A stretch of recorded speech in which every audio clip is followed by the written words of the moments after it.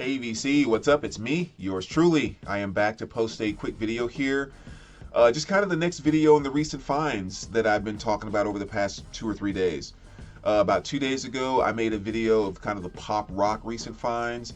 Yesterday, I made a video of the R&B recent finds.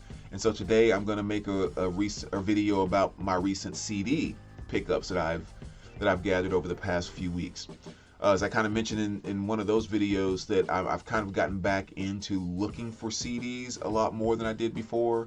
I've always been collecting CDs, but I've just kind of been very opportunistic with them over the past few years, where if I happen to stumble across something at a great price, I grab it, but I was never really actively looking for CDs or anything like that. But I am kind of back in that mode now of actively looking for CDs. So it's just a nice way to continue to bring cool stuff into the collection, bringing music into the collection, and doing it at a fraction of the price of what vinyl has been doing. So just nice to have both options on the table. So before I jump into it, I was thinking I was going to answer one question, because someone asked me the other day, are you just as picky with your CDs as you are with your vinyl? Because I think most people that have been following me for a while know that a number of years ago I went through a huge purge and got rid of everything that just wasn't in fantastic condition, and now I don't really bring in anything unless it's in absolute fantastic condition. Maybe the 2 or 3% of stuff that I do, that's not in it's like in regular VG plus or whatever type condition. Oftentimes are just very valuable or rare things. But yeah, I think I am just as picky with my CDs. I want everything in my collection has to be like a perfect mirror gloss, no scuffs, no anything, not no damage to the artwork and things like that. I'm pretty much just as picky. The nice thing is that CDs are a little more forgiving than vinyl, because if you grab something that has a number of marks on it or a few scuffs, especially if they aren't like really that bad, you have those machines that can buff them out, and get them kind of right back to perfect mirrors. And so, we use one of those at the shop to clean up all the CDs that we're putting out. So if I find 2 or 3 CDs here or there, hey, a few marks, I'll just take them and, give them to our guy Lewis. And next time he goes through and cleans 100 CDs, he'll clean my 2 or 3 along with them. And boom, I have perfect brand new mirror-like CDs. So definitely nice that they're more forgiving in that way than vinyl. But let's just kind of jump right into it here. The first thing I'll show you here that I picked up is Cheap Trick. And this is the box set with the complete Epic albums there. Kind of give you an idea what's in there. The camera doesn't adjust too much there. Kind of darkening everything. But yeah, really cool box set. 14 total disc. Just kind of covering their early span, really. So let me kind of show you this really quick too, because one of the things I hate when trying to buy CD box sets online is when they put a generic picture up there and you can't tell, is it a digipack, is it just little mini LPs, is it the cheaper mini LPs or the decent mini LPs? Like you get no clue about what you're buying. So just in case anyone's kind of interested in this, give you an idea about the set. Like I said, 14 total disc, opens up like such. So you have that. The typical booklet like you see in most sets. Little information, good pictures, but nothing like crazy special. Little mini LPs like such. They are the slightly bigger ones, so they're not like the tiniest ones that they make. Photographs on the front. The artwork is pretty nice photos. Very glossy. So good quality in that regard. Going to give you an idea. A couple of them in here are gatefolds, like this one here. And then each disc has like a different. If I can get out of there without. There we go. Kind of label there. So you have like the Epic label right there. So again, not like the fanciest set in the world, but definitely a decent set, and especially for the music that you get inside of them. And again, I won't flip them all. You kind of saw the names back there. But especially for the price, certainly a very, very good set and kind of an instant Cheap Trick collection. And I know someone's applauding right now, so happy that I'm showing that. Who's probably the biggest Cheap Trick fan in the entire vinyl community, but She knows who she is. If I can get this thing shut. Oh, it goes on inside. There we go. All right. So that's Cheap Trick.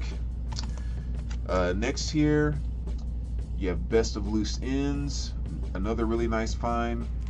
Just an awesome group from the 80s R&B scene. Kind of 80s, somewhat artsy kind of R&B. They had some really cool tracks like Hanging on a String and Slow Down. A number of other great hits. So to find that CD was pretty cool. Some more kind of cool R&B stuff. Cameo, Alligator Woman. One of my absolute favorite bands from the 80s R&B scene. Favorite song off of this is the title track, Alligator Woman. Just, I mean, fantastic, fantastic stuff. As well as Cameo, Feel Me. Another great one there. And this has their awesome hit, Keep It Hot, which is just a funk of a jam. And then also M to Me. This is Juicy Fruit. Just another one of my absolute favorite tracks from the 80s R&B time frame, and mainly the title track Juicy Fruit. And I believe M to Me was actually, like, in his younger days, he used to play with Miles Davis for a while. So I mean, you know, musically he's not a joke. But yeah, so just some great classic R&B stuff right there, 80s R&B. If you haven't heard the song Juicy Fruit, you have to check that out, because that is just a slamming track. Then a little Leon Bridges, Coming Home, kind of a modern R&B artist doing an old R&B feel. So just another great one there. I actually have this on vinyl, but I found the CD for $3, so it was great kind of picking that up. And then next here we have the Band of Horses. I think this was their first album, I believe.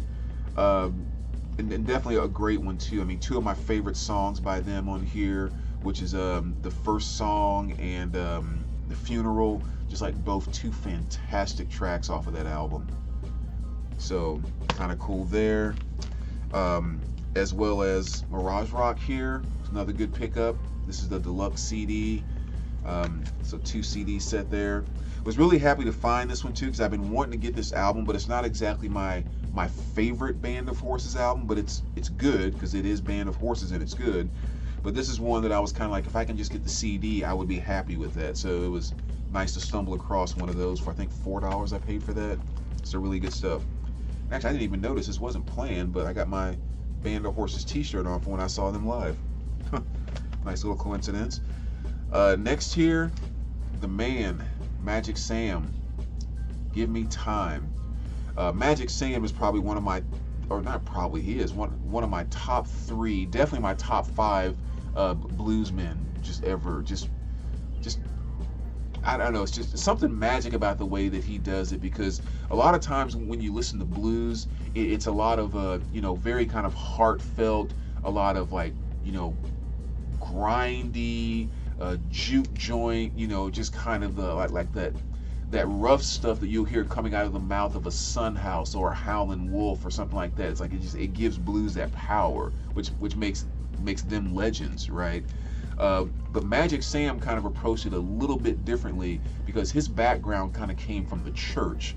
So when he really kind of came onto the blues scene and started doing the stuff he was doing, he was singing more like he was in a church choir, as opposed to he's the guy that has smoked way too many cigarettes and drunk way too much bourbon and is on stage crying his soul out.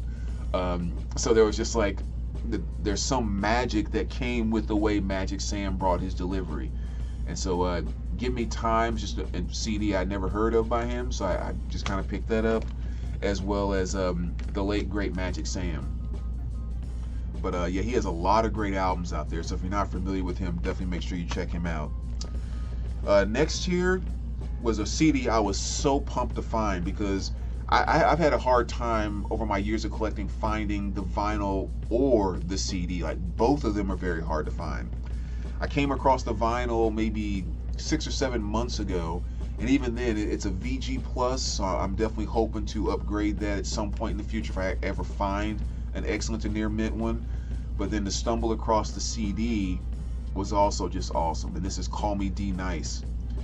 Just one of the albums that back in the day, you know, in high school, when my friends and I were driving around in our $1,000 cars with the $2,000 stereo systems in the back, this was one of the things that we bumped quite frequently. With songs like Call Me D Nice, the TR-808 is coming, just old school right there, man. Love that to death. And yeah, for stumbling across this CD, it just doesn't pop up everywhere. So if you ever do see one, make sure you freaking pick it up. At the very least, pick it up and flip it, because these things just do not pop up very often. Next here, Luther Vandross, the ultimate Luther Vandross. It's kind of a greatest hits, you know, another classic R&B star, passed away a little too early. Slaughter, The Wildlife. So getting into some nice hair metal there. Nice deluxe CD here, The Very Best of Jackson Brownie. It's kind of a greatest hits with all of his great stuff on there. You know, Tender is the Night and Somebody's Baby and on and on and on. Rascal Flatts, Greatest Hits Volume 1. I don't think I've shown this one before. I've actually had it sitting off to the side for a while. But yeah, great album there. Maybe kind of, you know, bro country, a little bit too poppy country for some people, but it's fun. I mean, I actually have this on vinyl, so I just happened to stumble across the deluxe CD for only a couple dollars, so I grabbed it. But yeah, I like Rascal Flatts. Van Morrison, another nice deluxe CD, still on top, greatest hits, and just kind of, you know, a bunch of different Van Morrison stuff. 3 CD set there. Another great album here, David Crosby, If I Can Only Remember My Name.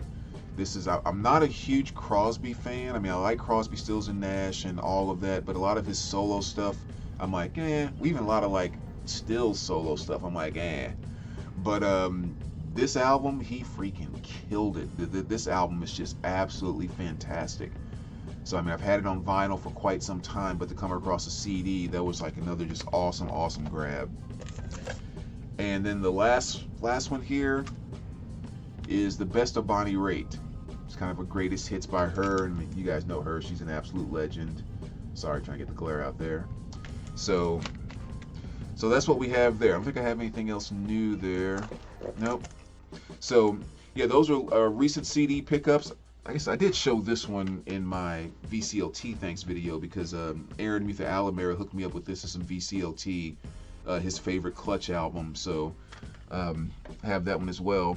But yeah, as always, VC, thanks for kind of checking in. Like I said, every now and then I'll be throwing in some of these CD find videos here and there. But as always, let me know what you think, and we will talk to you soon. All right, take care, guys.